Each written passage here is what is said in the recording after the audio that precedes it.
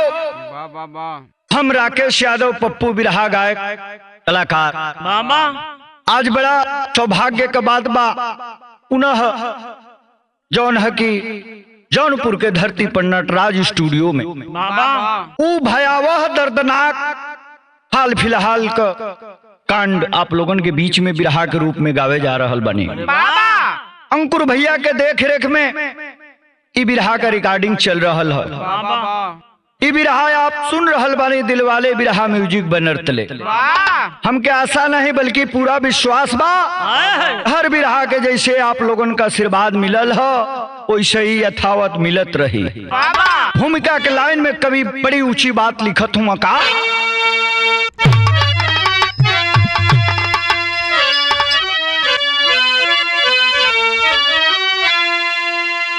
कानून का करता मजलूम कदर है बेखबर आज रक्षक यहाँ पर बने हैं। पैसा है औजार ऐसा बना बिना पैसे कानून सुनता कहाँ है। कानून पर अब भरोसा करे कैसे कोई खुलेआम रखवाला बिकता जहाँ है। कभी ओम प्रकाश नीति अम्बेडकर की सहमी चमन में अमन का दामन सो रहा है।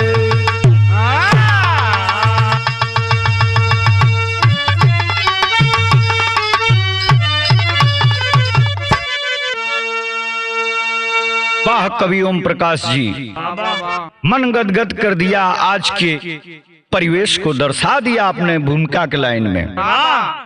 कानून पर भरोसा करे कोई कैसे अरे खुलेआम रखवाला बिकता जहां में। कभी ओम प्रकाश नीति अम्बेडकर की सहमी अरे कभी ओम प्रकाश नीति अम्बेडकर की सहमी चमन में अमन का दमन हो रहा।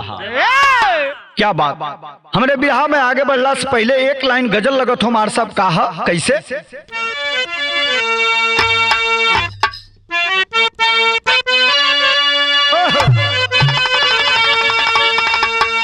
करबला चलो करबला चलो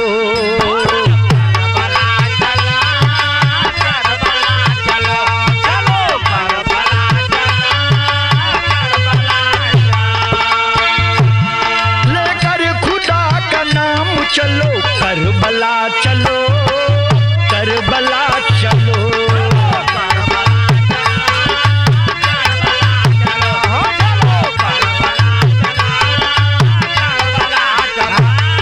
लेकर खुदा का नाम चलो करबला चलो करबला चलो।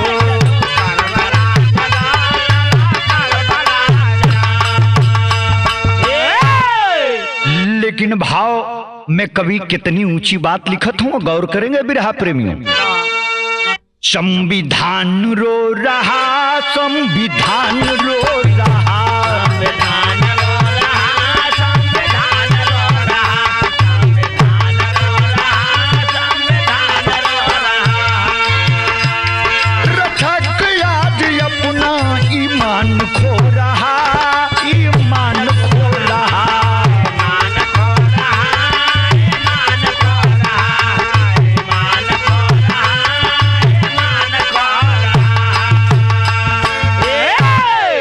कवि जी संविधान रो रहा संविधान रो रहा रक्षक अपना ईमान खो रहा। ए बाबू संविधान को पवित्र पावन ग्रंथ जौना के दम पे हिंदुस्तान का नीति चले ले ओहू के कहीं कहीं जरावल जाता ओहू में अनर्गल परिवर्तन लावत हलो मजाक बना के रखले वालों शहर के माध्यम से वो जगह का जघन्य अपराध बयां करत हुआ कभी कलम के माध्यम से कैसे बा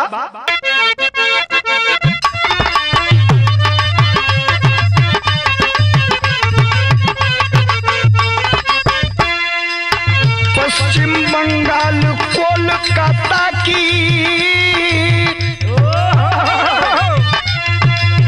पश्चिम बंगाल कोलकाता की कहानी है। आंखों में शेखर देवनार की पानी है।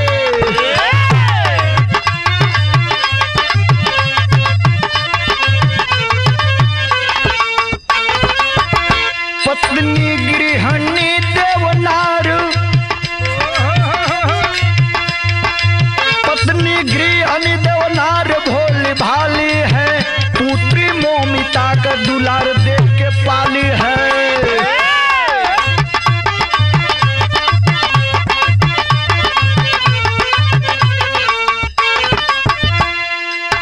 बनी है डॉक्टर मोमिता, बनी है डॉक्टर मोमिता खुशी आई है। बनी है डॉक्टर मोमिता खुशी आई है। माता पिता का मान मोमिता बढ़ाई है।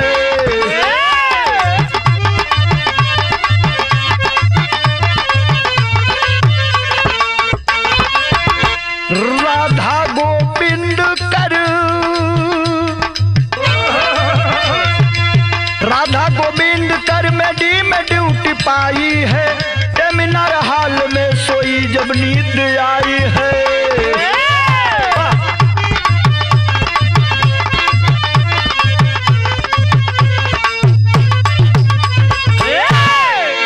ये बाबू पश्चिम बंगाल का भयावह निंदनीय कांड कलकत्ता के धरती पर।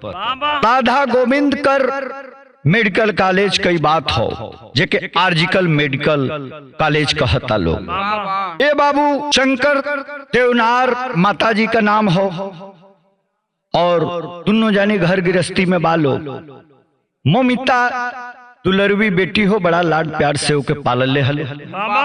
बड़ी होनहार, शुरुआत से पढ़ाई लिखाई में बड़ी ब्रिलियंट रहा। पढ़ लिख के डॉक्टर का उपाधि पा गई बा। ट्रेनिंग डॉक्टर के रूप में आर्जिकल हॉस्पिटल में ट्रेनिंग करत हो। धीरे धीरे समय बीतल है, लेकिन हमारे बिरहा में आगे बढ़ला से पहले तर्ज लगत हमार साहब कैसे।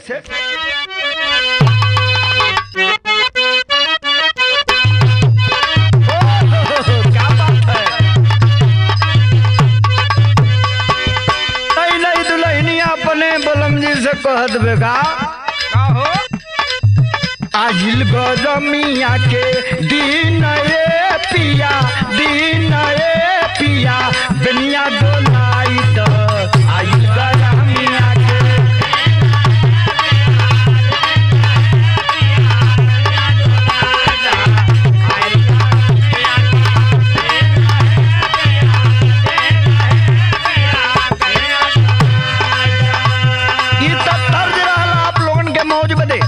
बिरहा में डूब के कभी लिखत हुआ का सुतहु ना पवली भर पूरा हो, भर पूरा हो तबले काल आई गईले।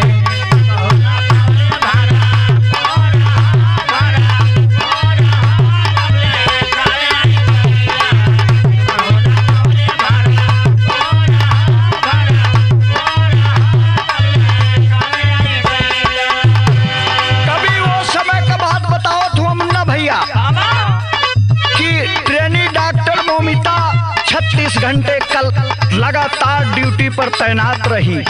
जब नींद आने लगी है, नींद सताने लगी है, उस समय सीनियर डॉक्टर से परमिशन लेकर सेमिनार चौथे तल्ले पर जाती है कि थोड़ा सो लूं। ए बाबू वही समय माई का फोन आवता माता जी का, कल सुबह आऊंगा, ज्यादा दिन हो गया है माँ तुमसे मिले हुए, याद आ रही हो। ए बाबू सुते का प्रयास करत तारी, नींद आ गई बा। वही समय का घटना कभी बया करत हुआ का करे मन माने लागल धरी नीच घटिया।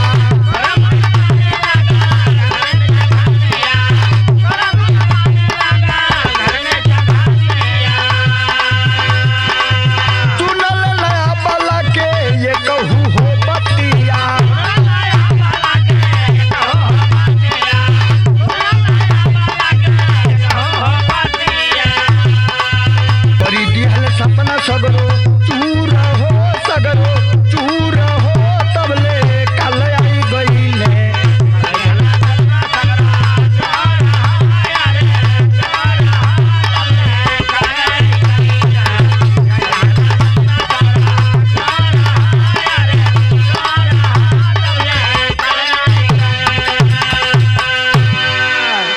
बाबू ममता देर रात को खाना खाती है, बाबा माँ से बात करके वादा करती है कि कल माँ आऊंगी।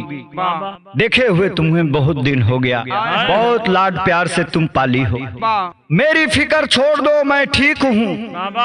आप ही ने तो संस्कार दिया है कि जनमानस की सेवा तुम्हारे जीवन का लक्ष्य है, तो करो, मैं बखूबी निभा रही हूँ। ए बाबू संजय राय जोनबा की वॉलंटियर पुलिस में काम करता, मैंने संविदा पबा और टी शर्ट पर लिखवा के पुलिस, टोपी पर लिखवा के पुलिस, गाड़ी में स्टिकर लगा के पुलिस अब भेक भरम बनौले हो। वही आर्जिकल हॉस्पिटलवा के नीचवा पुलिस चौकी पर को ड्यूटी लगल। नजदीक होखे के नाते वो धीरे धीरे दलाल बन गई। सब मरीजन के लिए आवल, भर्ती करावल, उनमें कमीशन कमाए लोकर पैसा हो गई। ये बाबू आना जाना तगड़ा बा। कुछ दोस्त बन गई हम ओकर स्ट्रा जोने के संगे दारू शराब अहियासी करत हो। ए बाबू एक तरफा प्यार करे लगल हो। अब बात पहल चाहता इग्नोर करतिया ममता, लेकिन वो पीछा नहीं खे छोड़त। अकेले में सुतल बाड़ी, लेकिन हमारे बिरहा का नया मोड़ आवत है। मास्टर साहब बड़ी बढ़िया तरज लगत हो। कैसे?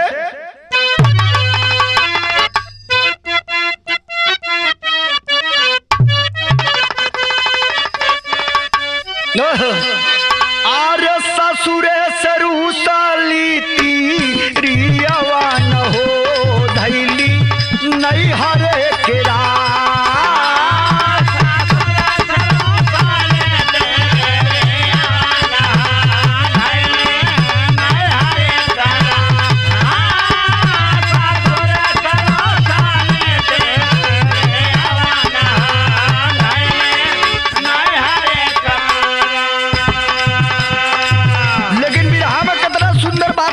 कवि जी का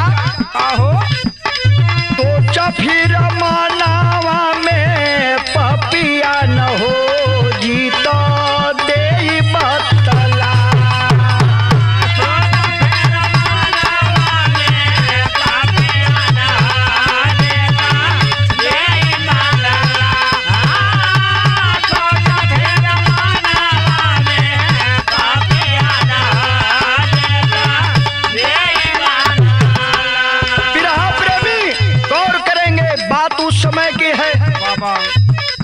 संजय को फोन आता है, पहले से प्लानिंग थी, एक तरफा प्यार था ही।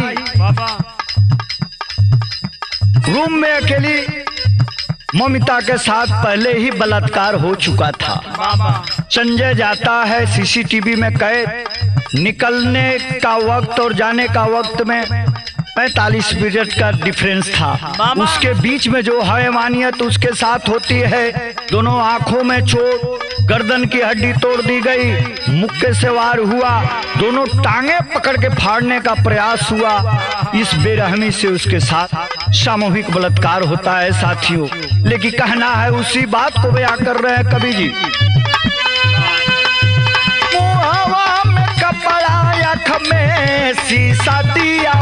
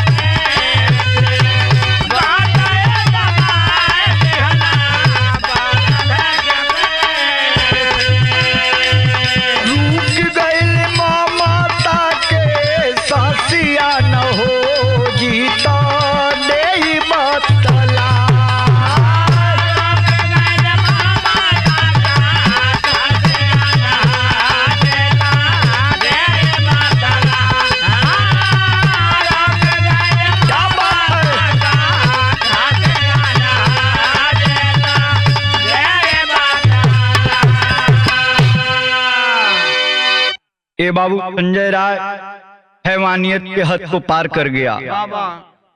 वो बहन डॉक्टर हाथ जोड़ के प्रार्थना कर रही है कि छोड़ दो, मेरे माँ बाप मेरा इंतजार कर रहे हैं, कल सुबह मिलने जाना है, थकी हुई हूँ। ये बाबू काहे के मानी हौस का पुजारी, अत्याचार पर अत्याचार, बलात्कार पर बलात्कार करते चला गया। छोटी के भाव में कभी के रह ना गई लहली खतुम का।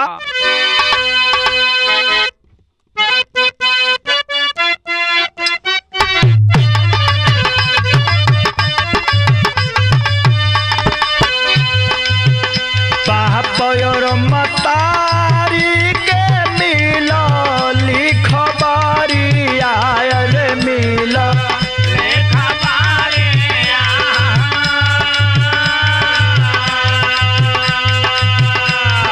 लखे करे जा बिहरायु मेरा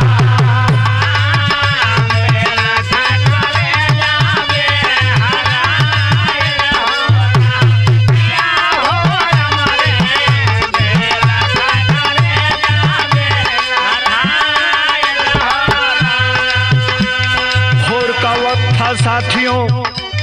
संजय राय वहां से फरार हो जाता है। बहन डॉक्टर ममता दम तोड़ चुकी थी, कान से मुंह से ब्लड का स्राव जारी था। सुबह में 8 बजे जब सीनियर डॉक्टर जाते हैं पछाड़ खा के, स्थिति को देख करके डर के गस्त आ जाती है। बाबू पछाड़ खा के गिर जाते हैं। पूरा कोहराम छा गया हॉस्पिटल अंदर, लिपापोती में पूरा हॉस्पिटल लगा हुआ है।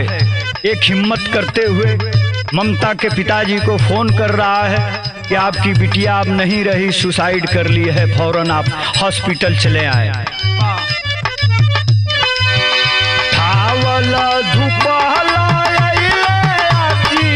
कल अस्पताल कल अस्पताल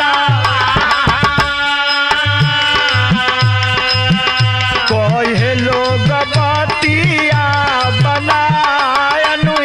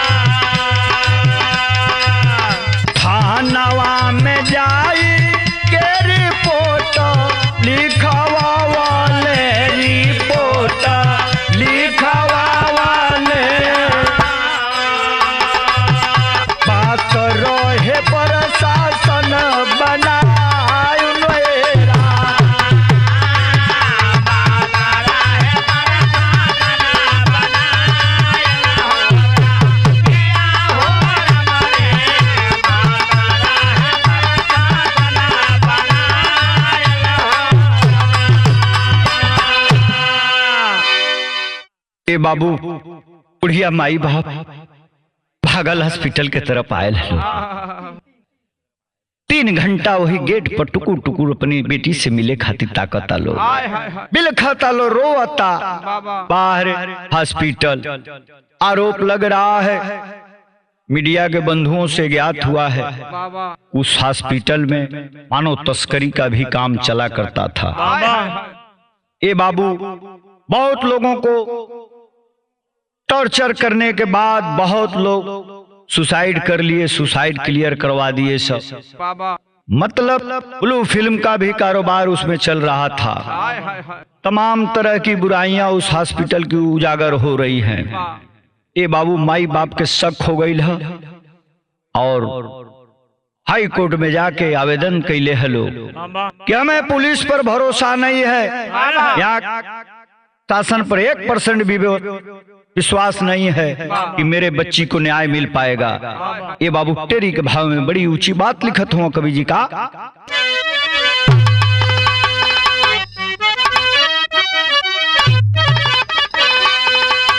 न्यायालय की नीति काम कर गई, अरे जांच सीबीआई पलटी नीति, अरे हो नीति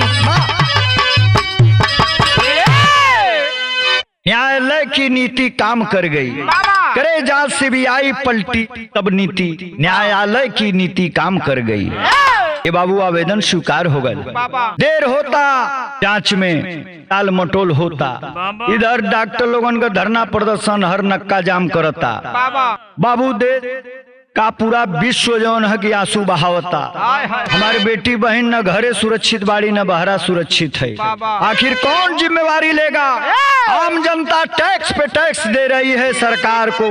हमारी सुरक्षा का कोई मतलब ही नहीं है। छंद के भाव में कभी लिखत हुआ का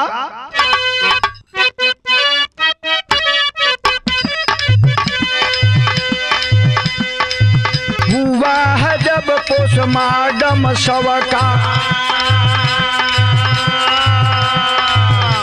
नाखून में खून जो आया है। सीसी कैमरा में दिखा है संजय दोषी खुद को बताया है।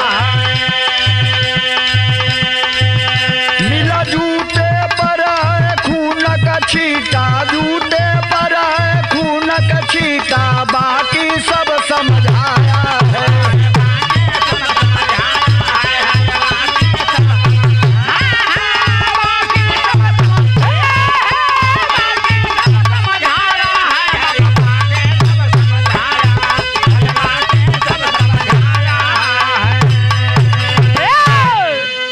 ए बाबू इधर पुलिस अपन तेजी दिखावतिया। सीसीटीवी कैमरा में दिखा है संजय आया था देर रात और भोर में गया है।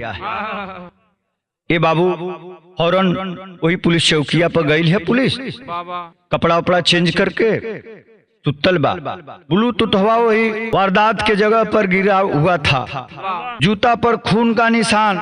ये बाबू समझ देर ना लगल है पुलिस के गिरफ्तार करके लेके गई है। दो चार झापड़ मरला के बाद सगरी भेद बता दे। लेकिन तब भी टाल मटोल चल रहा है क्योंकि प्रिंसिपल संदीप घोष जी के आदेश पर सब कुछ हो रहा था। तब पता है क्योंकि ये भैया प्रिंसिपल जे रही ओकरी बिना परमिशन का कोनो संविदा वाला एगो पुलिस आवाजाही रखी हो वो मेडिकल कॉलेज में। ये भैया हमारा बिरहा में अलग मोड़ आवत था लेकिन तर्ज लग गई मास्टर साहब।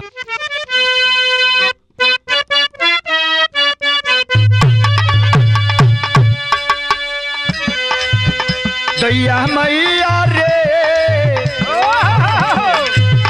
दैया मैया रे हम ना जइबे भट्ठा पर कमाए। दैया मैया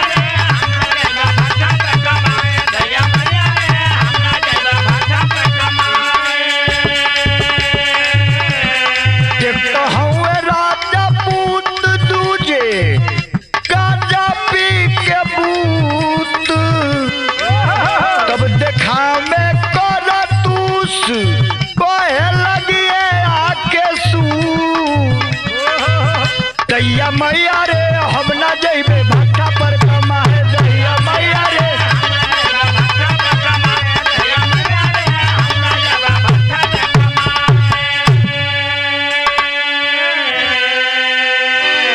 ए बाबू मीडिया बंधु लोगों से प्राप्त हुई है जानकारी। क्या कहना बा भाव में?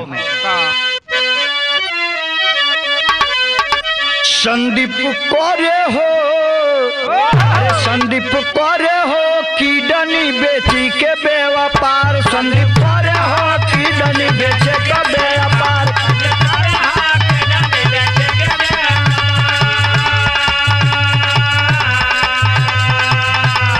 संजय कॉलेज के बड़ बाटे दलाल संजय करे हो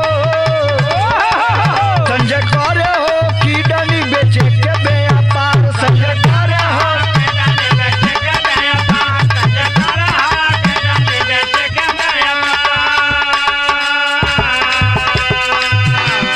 छान बिना होला देर केहू ना पकड़ाला।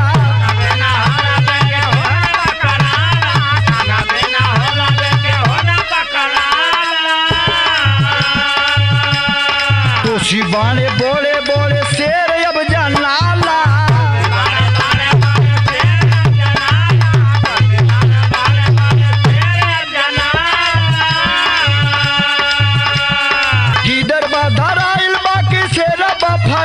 संदीप कोरे हो, संदीप कोरे हो की डाली के देखा बे अपार, संदीप कोरे हो।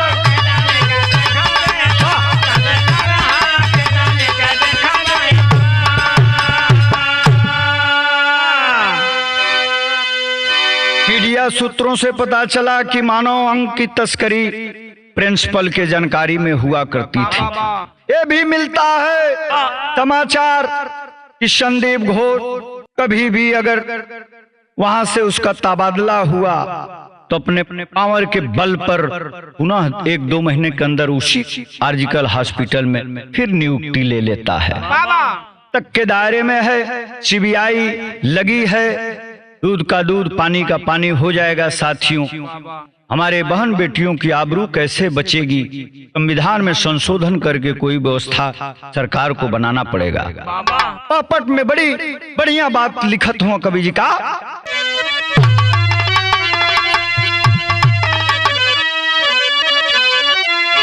अरे पैसा पर जब बिके लगी प्रशासन शासन चोली का, अचिर हरण रोज करी है भूमि दुशासन शासन कोई का।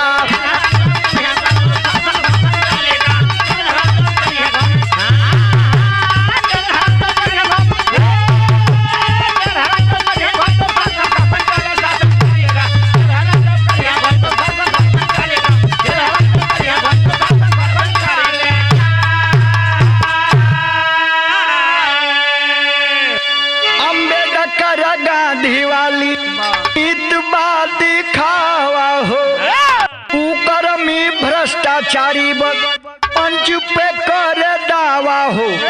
अरे गरीबों को पिसत बैठे देख सिंहासन शासन करी का, जनता भर में पार के 5 किलो राशन जासन करी का। ए भैया, जनता भर में पाके 5 किलो राशन शासन चोली का। ए भैया, संशोधन जरूरी बा। हाई 5 किलो राशन से काम ना चली।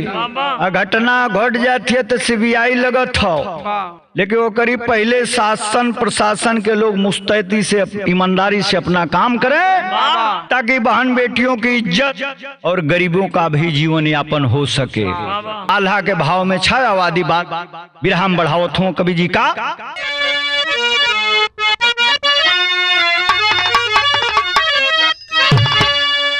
जांचों में शामिल भइल बात कई लगवा पंचो,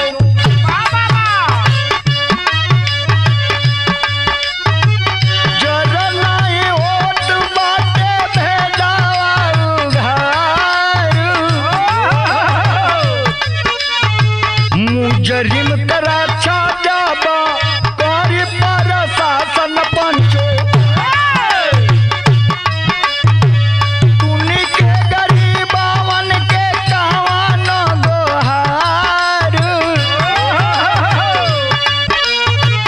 चंद्रमा पर मानव पहुंचा, चंद्रमा के माध्यम से भैया फिर नहीं चंद्र से काहे मिल गंदार। टगरी सबूत जब पावता समनवा भैया, तब काहे होत नहीं के मुजरिम गिरफ्तार।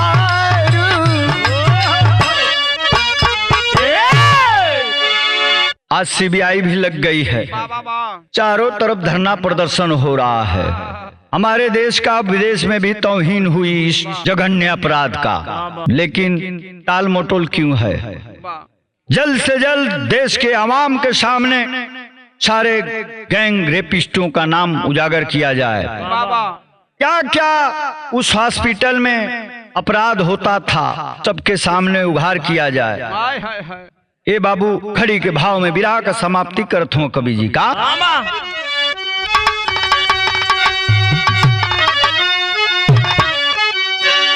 अरे चोरी घूसखोरी अब मिटाई साहेब, जुल्मिन के फांसी पर झूलाई साहेब।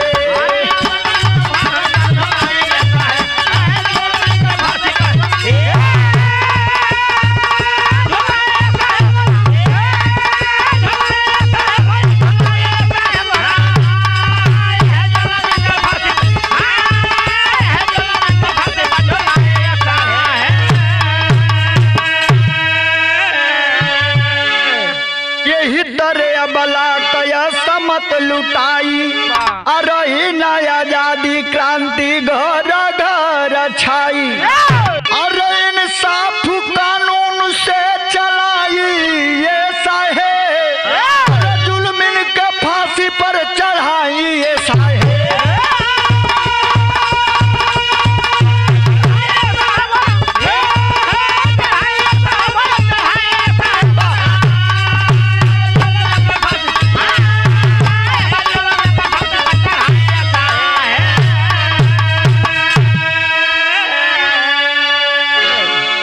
इस देश की सरकार से, संसद से संविधान में संशोधन करके अपील है आवाम की, बाबा इन दरिंदों को बहुत कम समय में फांसी के तख्ते पर लटका दिया जाए।